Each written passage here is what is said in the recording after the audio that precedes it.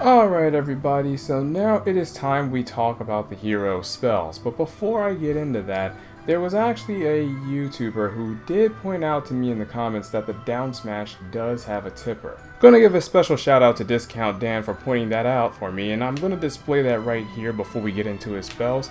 So as I said earlier, his down smash does 13 damage, 13% damage, but if you were to actually get the tipper hitbox of that, it does 16%. So that is something that you do want to keep in mind.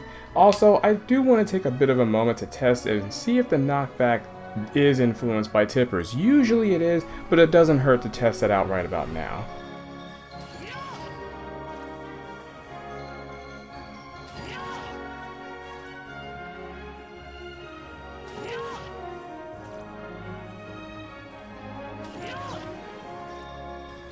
Okay, so it doesn't seem like he gets increased knockback out of his down smash. At least I didn't notice any direct knockback. But the tipper hitbox definitely is there, and it does more damage, about 3% more damage than what he normally would have gotten if he was to do a non-tipper down smash. Alright, so the hero has a wide variety of spells that he can cast whenever you were to hit his down B, which is basically his down special. Anytime you hit the down special, you'll see this menu pop up, and you're able to go ahead and pick between 4 different spells.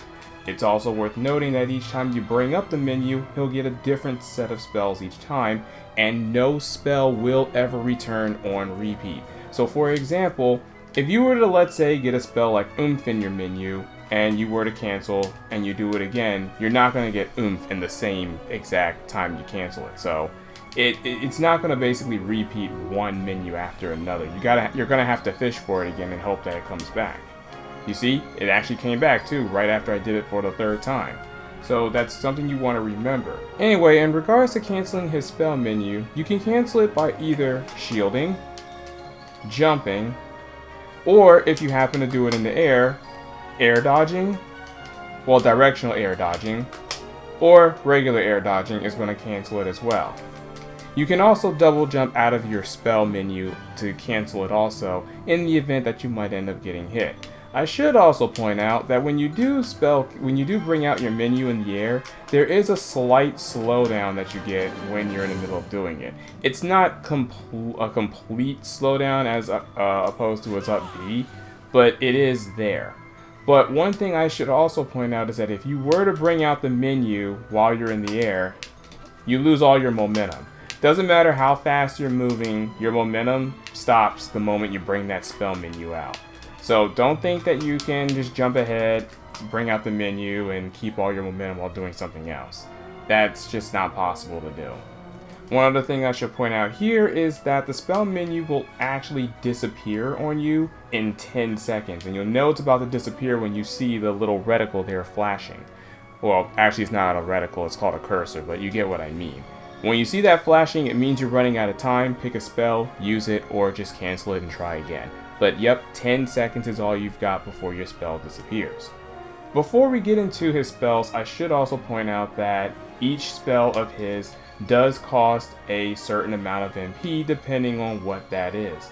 And as for his MP itself, you get MP whenever you are smacking your opponent around because you'll get a percentage of your MP back depending on how much damage it actually does.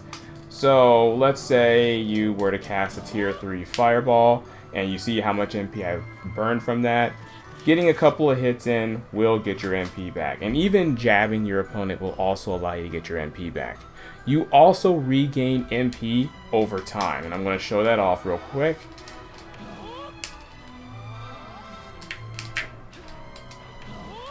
So yeah, you see that? You regain MP over time. But one other thing that you also may have noticed when I was displaying that there, you don't regain MP when you're in the middle of casting. You also don't regain MP over time when you have your menu open. So the only time you'll get MP back is when you're not casting any spells, or if you don't have your menu open and it comes back every second. You also get MP back, once again, by damaging your opponent in any way, shape, or form, be it through spells, aerials, whatever have you. So now with all of that explained, let's get into his spells. The first one I'm going to talk about here is Oomph. Basically, when this spell is activated, all of your physical moves gain a higher percentage of damage, as you can see here. Oh, why did I just crit at random like that? Yikes! Anyway, think of it as working like Shulk's buff. What was it? Not buff. Buster Monado. Think of it as working like Shulk's Buster Monado without the decreased knockback. You get a damage boost in literally all of your abilities, with the exception of, I think your spells get affected by it too. I'm pretty sure your spells are also affected. Let's see if that actually is the case.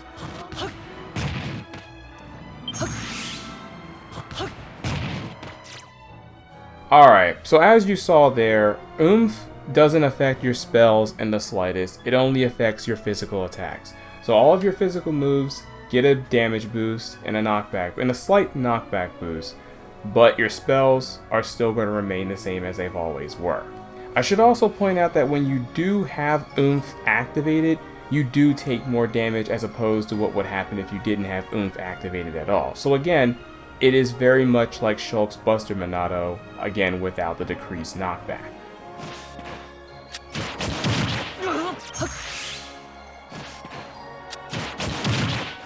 So you can see the difference right there. You take about, I want to say, 15 to 20% more damage when you have Oomph on. So do keep that in mind, but honestly, it's not that terrible of a disadvantage. You still want to go for Oomph either way because it increases your overall damage output, which can net earlier kills for you in the later future. So next up we have Psych Up. Now Psych Up is very much like Shulk's Smash Monado art. With this buff, you're able to increase the knockback and the overall damage output of your next attack. Wow, I just messed that up. But you know what? That's fine. I can use that as an example. The real drawback with Psych Up, as you can see there, is that if you were to use any of your attacks, it'll consume it. It only works on one attack. So if you accidentally jab, like what you just saw right now, that's going to consume the buff and it's gone. But, you know, just for the sake of showing examples, I'll show you just how strong Psych Up can really be when used the correct way and not what you just saw. So again, that's what Psych Up does. It increases your knockback, increases your attack power, but do keep in mind that it also only works on one attack. So if you were to do something like this, there, it's gone, and you can't get it back. So please don't waste it on jabs. It's definitely a waste of a buff if you, like, the first thing you do is like grab your opponent and try to jab them or something like that. I should also point out that at least on stages like Final Destination, for example, a Psych Up throw will kill at 140. So the next spell that we have here is Bounce. Ever wanted to have Fox's reflector ability while also being able to move around, attack, and do whatever you want, including all of your specials? Well, that's basically what Bounce does. It prevents a reflective shield for 12 seconds, and any and all projectiles that hits the hero will be bounced right back to its target. Now what's really cool about Bounce is that it basically shuts down any and all zoners that you're fighting up against. So if you're up against characters that are very reliant on throwing projectiles, like let's say Mega Man, Rob, Samus, you know, you've negated about, I want to say, a very good portion of their moveset, especially in Mega Man's case, since a lot of his moves are pretty much a projectile based attack, or rather his neutral is centered around projectiles. So if you're up against any annoying zoners, Bounce is going to be your best friend. In fact, when you're up against a zoner, you want to prioritize getting Bounce as soon as possible. Next up, we have Heal. Now, Heal is only going to heal about 12% of damage. I'm not entirely sure if there's any real scaling to Heal, but that's basically all it does. It just heals 12% of damage, nothing more, nothing less. Next up, we have Ka-Clang. So Ka-Clang basically makes you all metal. And as you can see, it makes you immune to any and all attacks that'll hit you. The only problem with Ka-Clang is that you can't turn it off. You can't disable it like you would if you were, let's say, using Kirby's Brick. Also, similar to Kirby's Brick, whenever you use Ka-Clang in the air, you'll fall straight down and you'll damage anyone who's standing under you. that also means you really shouldn't use that ability when you're off stage because you're just gonna die. Remember, you're stuck in that mode for like 5 seconds. So, unfortunately, because of how fast you're gonna be falling, that means you're gonna say goodbye to your stock if you happen to do that move off stage by accident. Believe me, I've seen it happen. Don't make those same mistakes, please. But one other weakness that Keklang also has is that if your opponent happens to know the timing and when that move is going to disable, you're as good as dead. If I can get that spell up again, I can show you exactly what I mean. 1, 2, 3, 4, 5. See? You know the proper timing of that, and you can get punished by things that are far more worse than what I've just displayed there.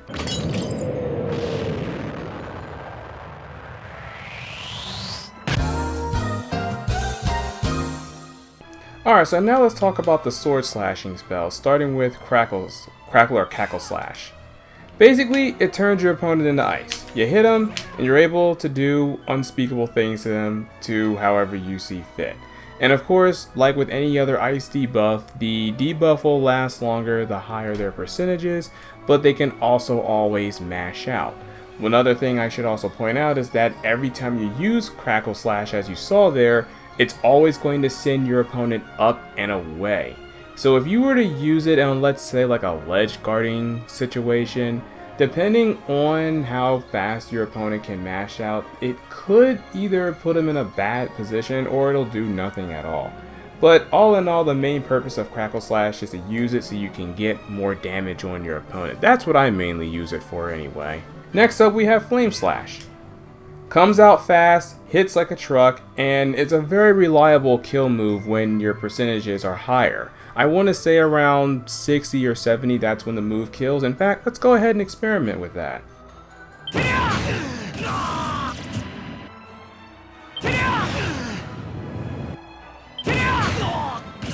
So as you can see with those examples I've just showed you, depending on your percentage as well as where you're positioning in the stage, you can potentially get some pretty nice kills off of that move. And it can catch your opponents off guard considering how fast the move comes out.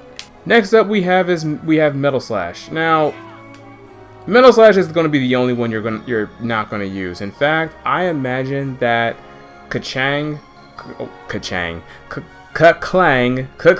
and Metal Slash are probably going to be the most useless spells in your spell pool. I've already showed you why Keklang is probably one that you may avoid, but Metal Slash is definitely one you don't want to use at all costs because all it really does is you just hit your opponent. Does only 1 damage, and it's only really useful when your opponent is covered in metal, and that's about it. So unless you're playing casual and you happen to have a metal box there and someone happens to pick it up and you hit them with Metal Slash, then yeah, that's an instant kill for you. Or if you're up against another hero who's using Keklang and you happen to get Metal Slash, you can instantly kill them. But in competitive play, you're definitely not going to be using Metal Slash. In fact, just pretend that spell doesn't even exist in competitive play. Alright, then we have Hatchet Man. Now, Hatchet Man is basically a hard-hitting move, as you can see there. In fact, I personally like to believe that Hatchet Man is basically your forward smash, but with crit. Because let's be honest, that's exactly what it is. Hatchet Man basically allows you to hit hard as a truck, like you see there. It instantly breaks shields no matter what it is. And it can also kill at relatively mid-range percentages. And just to show you an example, why don't we run those clips to see what I'm talking about.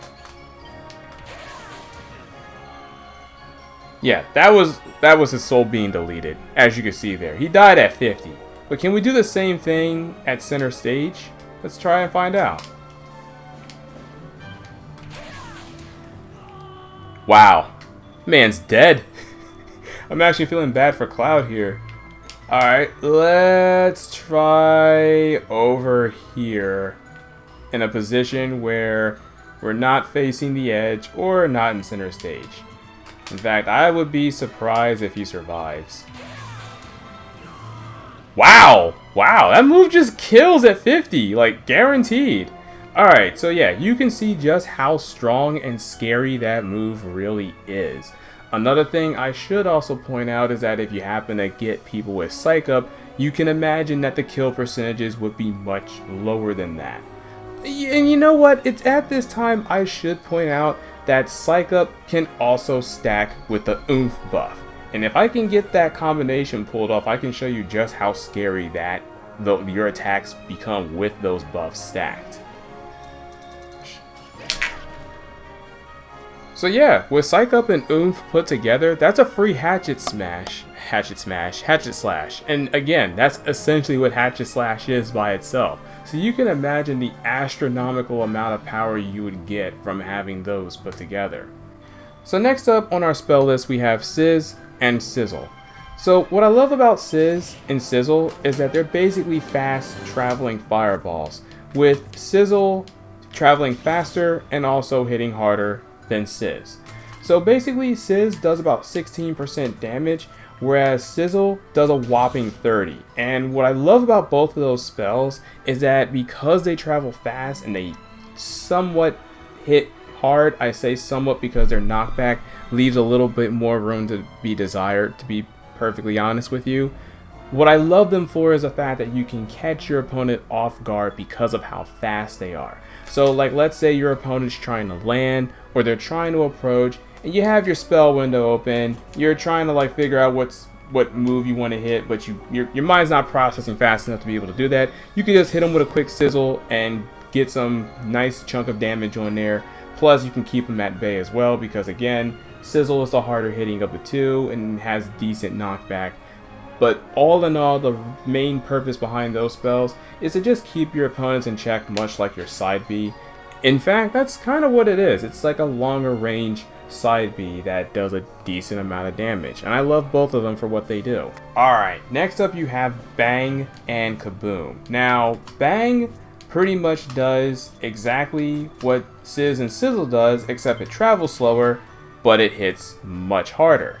Bang can potentially be used as a kill option, but Kaboom will definitely get the job done. And the cool thing about Kaboom is that it has a wind vortex that pulls the enemy in before it explodes. As you can see, both spells do a decent chunk of damage, with Bang dealing 18, and Kaboom, if I can find it again.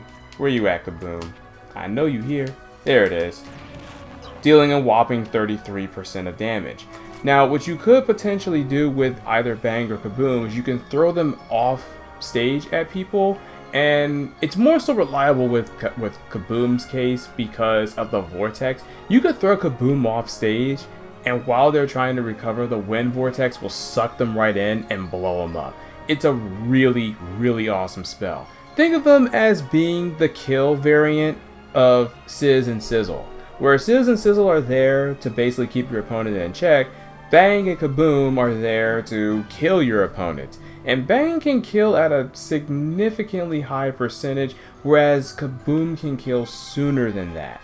In fact, why don't we experiment to see exactly what percentages Bang kills as well as Kaboom.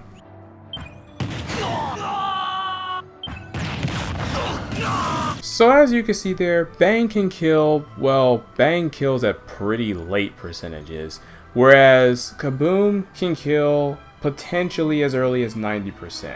So like I said, very good moves to fall back on if you don't have Sizz or Sizzle available, especially in Kaboom's case because Kaboom is overall a really strong spell and I absolutely love that one. Next up, you have Snooze. Snooze is basically a projectile that you fire which can put your enemy to sleep. There's really nothing else to say about that except it just puts enemies to sleep. If they're grounded, they'll instantly fall where they stand. If they're in the air, however, they're just going to keep falling until the sleep wears off. And of course, the higher the percentage, the harder it is to basically shake the sleep off of you. So if you happen to be, let's say, edge guarding and you see somebody like Ike recovering with his side B, if you happen to get the Snooze spell, you can just throw it out there and just watch as Ike falls to his doom or something like that, because guess what? He's not going to wake up until he hits the ground. That's another thing. if you happen to hit sleep on somebody while they're in the air and they're falling, they wake up immediately as soon as they hit the ground. But like I said off stage, they're going to keep falling until they hit something or until they wake up. So it's a really good spell to use when you want to secure a kill on somebody because of the fact that it puts them to sleep. But you can also get a kill by just throwing it at somebody who's off stage. But one thing to also keep in mind with sleep is that it can be reflected right back at you. I know it's called snooze sleep, same thing, you know what I mean. But yes, it can be reflected back at you, and if your opponent is shielding, it's not going to do anything. So just try to remember that. Next up on our list we have Thwack and Whack. Now Thwack has a really fat hitbox, and Whack, if I can get that to appear, come on, where is it at? Where you at, Whack? Like, Thwack was generous. Where's Whack at? As you can see, it can be... There it is, there it is. Wow, Whack killed him. That's funny. That's funny. Alright, so anyway, what Thwack and Whack does is that they basically do the same thing. They have a percentage to outright kill your opponent instantly. Thwack is basically a really fat hitbox you just throw right out in front of you.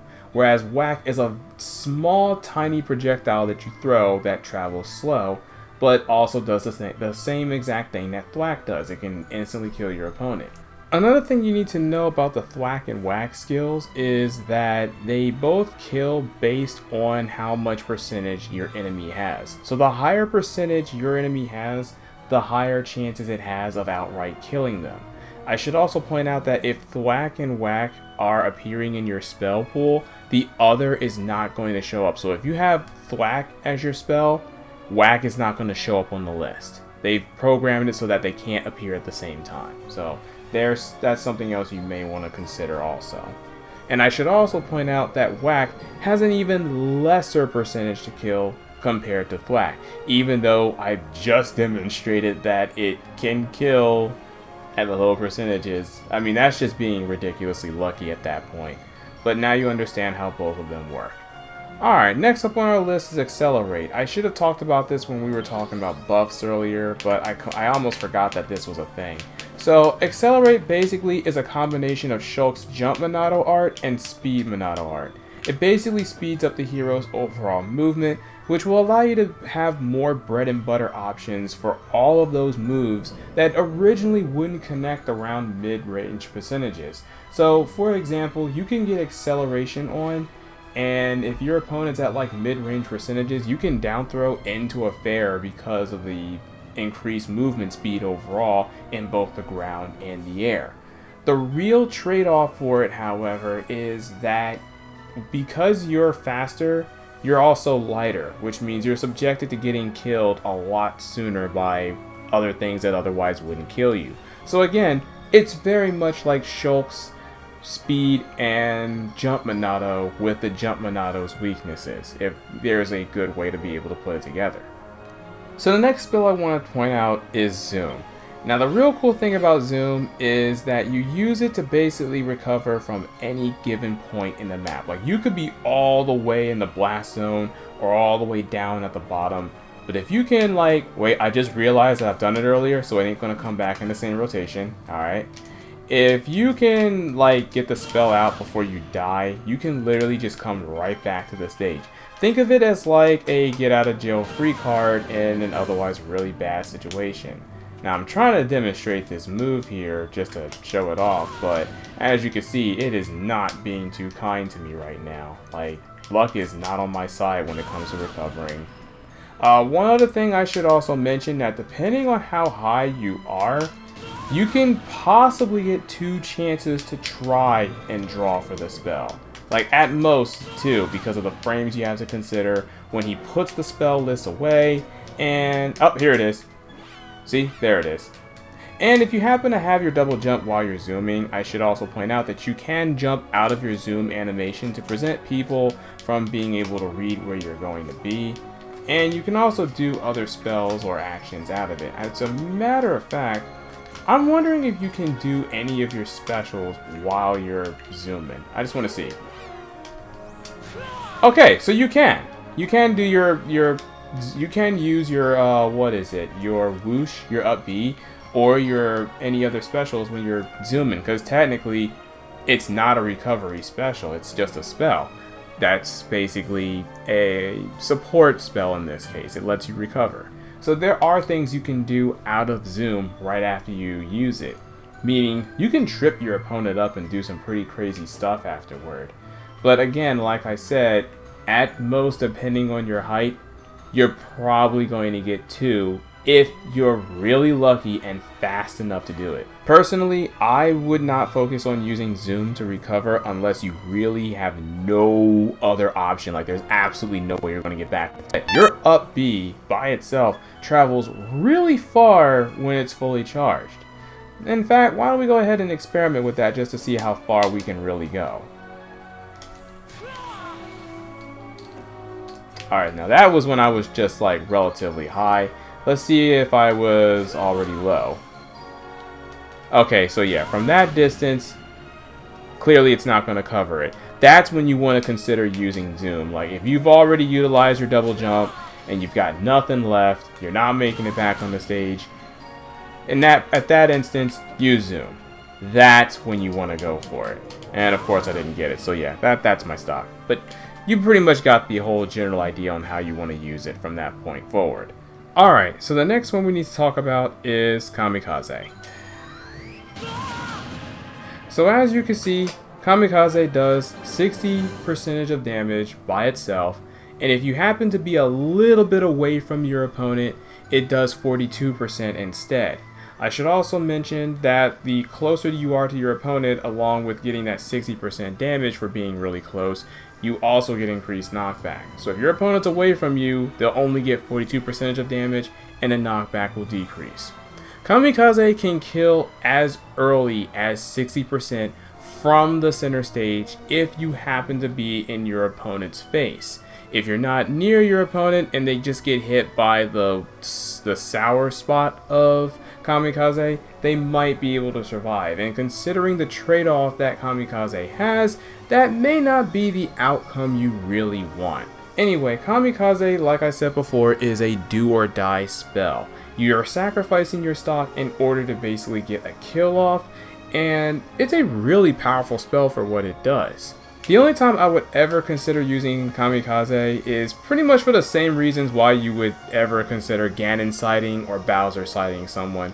You only ever really want to use those suicidal moves whenever you have the stock lead.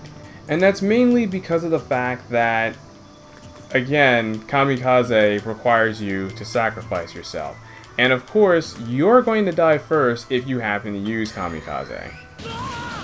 So that's definitely something you want to remember. But here's another thing about Kamikaze. Kamikaze also goes right through shields. It's one of the 2 spells you have in your arsenal that is impervious to shields. Like, Hatchet Man cuts right through the shield and outright breaks it, whereas Kamikaze just completely ignores that the shield exists. And if I can find the spell again, I can definitely show you what I mean. See? It's like that shield wasn't even there. Alright, our next spell on our list is Magic Burst. Now, Magic Burst is by far the strongest spell that hero has in his arsenal, for a number of reasons. First of all, it scales off of his MP. The more MP he has, the more damage that spell is going to do overall.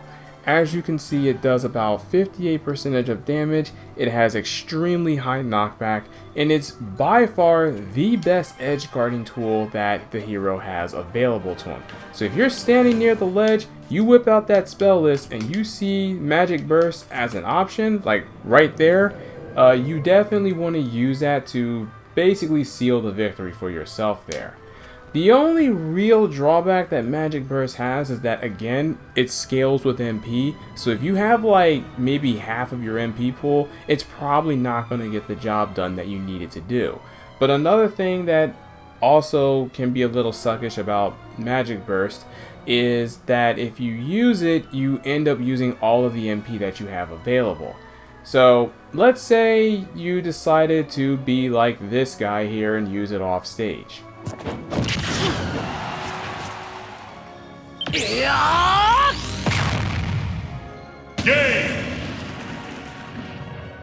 Yeah, make sure you do not do exactly what that player did. Otherwise, that's exactly what's going to happen to you. Another thing I should also point out is that Magic Burst is not impervious to shields. As you can see, my boy lived through that whole thing. He said, Magic Burst, I ain't nothing. But Magic Burst can potentially break your shields, your opponent's shields that is, if their shield damage is low enough. So that is definitely something you want to remember there. Alright, finally, the next spell that we need to talk about is probably the most controversial spell in his whole entire kit, Hocus Pocus. So, Hocus Pocus is basically a huge gambling spell, and I'm going to tell you straight up, I would not rely on using this spell at all in competitive play, and I'm going to explain the reasons why. You see, the thing with Hocus Pocus is that, first of all, it is the most rare spell that can show up in your menu. Like, unlike your other spells in your kit that have a much higher chance of showing up when certain conditions are met, like in the case of Zoom that I should have mentioned earlier, with Zoom having a higher percentage of appearing if you happen to be near the blast zones, you know, it's easier to come across spells like that. Hocus Pocus, on the other hand, has a much lower chance of showing up. And when it does, well, the effects can be completely random, as you can see here. Hocus Pocus has a chance of casting any of your existing spells that you do have available, and that also includes the unfortunate Kamikaze. So if you Hocus Pocus and you get that, like, that's literally your stock gone, especially if it's in a position where you really don't want to use Kamikaze. But yeah, it can cast any of your spells that you have. It has a chance of also granting you the property of a number of item effects, such as turning you big, making you small, putting you to sleep, as you saw earlier, draining your MP completely, making you really, really slow, and I know that it can also have the chance of turning you invisible.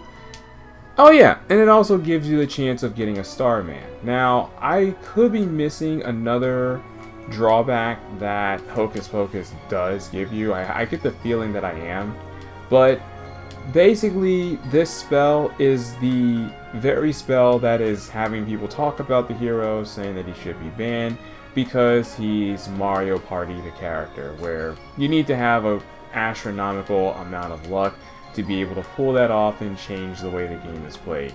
And look, as someone who is sitting here experimenting with his spells and figuring out how... Oh wow, I just got it and I missed it. Dang it. And considering how, what was it, random his Hocus Pocus spell really is, I'm definitely going to sit here and tell you that you should not be focusing on using Hocus Pocus as the win condition to get your victories. Because in order to even try and roll a Starman, you have to like fish for the spell, and then you have, and when you finally do get the spell, you have to hope that it works out in your favor. Like, see, I finally got it to work in my favor, so now I can get like a big boost to just about everything that I do. But Hocus Pocus, like I said, it's way too unreliable to use at a tournament setting. Because again, the spell takes literally forever for it to show up, and when it finally does, you have to hope that the spell does something that'll greatly help you out. Even when you're backed into a corner, I would advise using Hocus Pocus, because it has a much higher chance of putting you in a really crappy situation, making your already bad situation even worse. And again, it's literally because of how random the spell is. I can tell you, as much as I've been experimenting with this character, I have never gotten Starman. Like, see, that time it just cast a spell that was already in my arsenal. But I've never gotten Starman, I've never gotten the invisibility, none of that stuff. So, again, I would not recommend using Hocus Pocus. It may only cost 4 MP, but there's literally too many drawbacks to even consider using that as a viable option. Which I would say make it the third spell on your list. That's definitely not going to help you in the long run. Like all your other spells, they're all good to use. But Metal Slash, what was it? Kaklang and Hocus Pocus? Yeah, I definitely would not utilize any of those whatsoever. I should also take this time to let you know that in the event that you're casting your spells and you happen to be facing the other direction, if you flick your C-stick in the opposite direction when you're using your spell menu, you'll have Hero turn around so you can cast the spell. So, if anything, I would highly suggest getting used to casting your spells with a C-stick rather than using the same button so that you're always facing the right direction no matter what. But do know that if you were to flick your C-stick in any direction aside from the one you're trying to face, you will cast that spell regardless. So definitely keep that in mind. Just remember, select the spell you want to use with the analog stick and then flick your C-stick in that direction. I know it'll take some getting used to, but trust me on this, it'll help you in the long run if you learn how to do it now. Anyway guys, that's all there really is to it when it comes to hero spells. Next time we get in on this, we are going to talk about the neutral game, how to properly play the hero, and when you want to utilize every tool in his arsenal that we went over today. So guys, until then, I will see you all in the next video, and as always, play until your thumbs fall off. Peace out everybody.